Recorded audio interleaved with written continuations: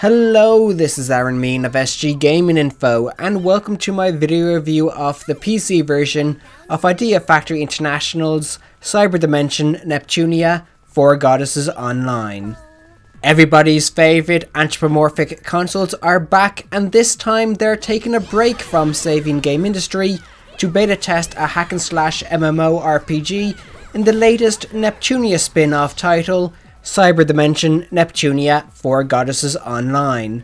Now, Neptunia spin-off titles are well known for mixing up the established formula, and well, Cyberdimension Neptunia is no exception.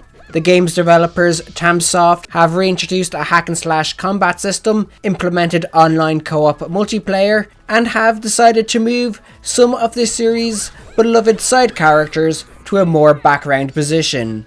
Jumping straight into the story, Cyberdimension Neptunia is the shortest game in the franchise to date, with the story taking about 13 to 14 hours to complete.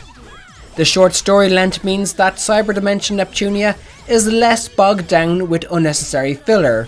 In terms of the game's plot, the 4 CPUs and 4 CPU candidates, Neptune, Noir, Blanc, Vert, Nepgear, Uni, Rom and Ram, are all invited to beta test the latest installment of game industry's most popular MMORPG, 4 Goddesses Online.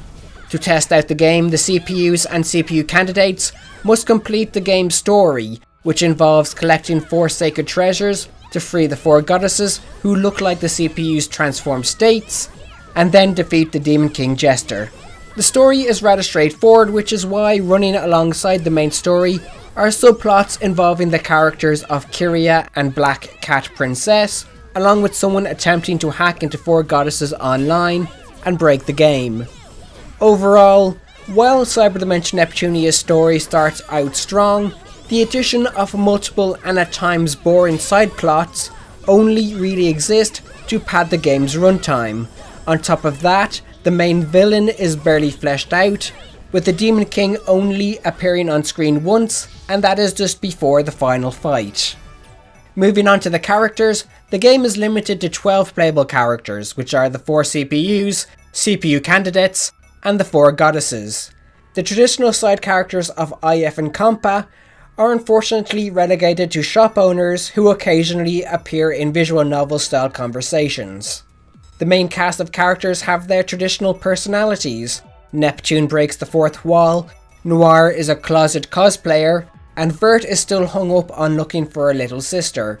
Speaking of Vert, her character gets the most development in the game, not only because she is the most proficient in MMORPGs, but also because of her longing for a sister, which sees her dote on the character of Bouquet, the game's AI assistant. The game also sees the introduction of 2 new characters. Kyria, yes, it is a reference to Kirito from Sword Art Online, and Black Cat Princess. Both these characters are incredibly annoying, with Black Cat Princess having an I'm better than everyone attitude, and Kyria passively doing what Black Cat Princess tells her to do. As I said earlier, the villains are forgettable. The Demon King Jester is a poorly developed villain whose only real appearance is the final fight to finish the story. Honestly, if the game didn't say he was the main villain, I would have thought he was just another dungeon boss. The hacker mastermind, who also plays a villainous role in the game, is slightly better than the Demon King, as her motivations and actions are better explained. Moving on to the gameplay, Cyberdimension Neptunia has a similar gameplay structure to previous Neptunia titles. By this I mean the gameplay consists of going to the hub town, getting quests, exploring a dungeon, and returning to the hub to find a new quest, or use the shops and then find the next quest. Now, what makes Cyberdimension Neptunia stand out amongst the other Neptunia titles is the hack and slash combat, awakening skill, item management, improved cosmetic options, gem system, and online co-op multiplayer. The item management aspect of Cyberdimension Neptunia has players place up to 5 items into their quick slot bar for easy use during gameplay. This is a handy tool for those who want to heal up or restore their SP quickly. Although if you are like me, you might accidentally press the wrong button and use some of the items in your quick slot bar. In regards to the cosmetic options, you can add costumes and equip up to 5 accessories. The accessories include glasses, butterfly wings and elf ears. The accessories are what makes the cosmetic option interesting, as you can place them automatically or manually decide where they should be placed by using the X, Y and Z coordinates. The gem system allows you to add up to 3 modifiers to each of your characters. These modifiers range from increased experience earned to increasing one of your character's main stats. The co-op mode allows up to 4 players to team up and attempt one of 30 plus co-op only missions. These missions are a great way to earn money and powerful rewards. While the idea of the mode is fun, the mode itself has serious issues, from rubber banding to general lag for all players excluding the host.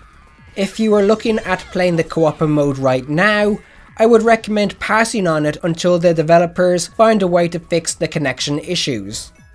Moving on to combat, Cyberdimension Neptunia departs from this series' traditional turn-based combat in favour of hack and slash combat. Combat in the game involves a 4-person party, with you controlling the leader and your computer-controlled allies following the tactics you set before them. The hack and slash combat really helps bring out your character's power, as you can take down weak enemies with a quick flurry of attacks. While combat is hack and slash heavy, you are able to use up to 8 skills at any one time. These skills are broken into 2 skill sheets that contain 4 skills each. These skills are great for dealing out large amounts of ranged and melee damage, and of course allowing you to heal your allies by using SP instead of healing potions. Since Cyberdimension Neptunia is set within a game, the traditional CPU transformation abilities of the main cast are not available, and so to accommodate for this, Cyberdimension Neptunia has the Awakening gauge. This gauge, which fills up as you do damage or perform a perfect guard, allows you to do more damage when activated, and if the gauge is filled 3 or more times over, activating the gauge again will allow you to perform a skill similar to that of an EXE attack from the mainline Neptunia games. Before I finish talking about the combat, I want to bring up the difficulty and block mechanic. Combat in Cyberdimension Neptunia is incredibly easy, as I found myself being able to trigger a perfect guard, a block that sees your character take 0 damage and perform an automatic counterattack without any issue. The ease of use of the block ability made it almost impossible to die. Overall, the difficulty of the combat is determined by just how well you can block or how fast you can level up. Now, before reaching my conclusion, let's look at the graphics and audio. In terms of graphics, the Unreal 4 engine really shines with incredibly well rendered models and terrain. It is also worth noting that the models look at their best during 3D cutscenes. Unfortunately, the game has barely a handful of 3D cutscenes. In terms of audio, Cyberdimension Neptunia is just as great as its predecessors, with excellent voiceover and music. So, in conclusion, Cyberdimension Neptunia 4 Goddesses Online offers great hack and slash combat alongside a fun, if not predictable, story. However, the game is let down by a buggy co-op mode and one-note characters. With that all said, I give Cyberdimension Neptunia 4 Goddesses Online a score of 7 out of 10, with the game's pros being fast-flowing combat and great graphics and audio.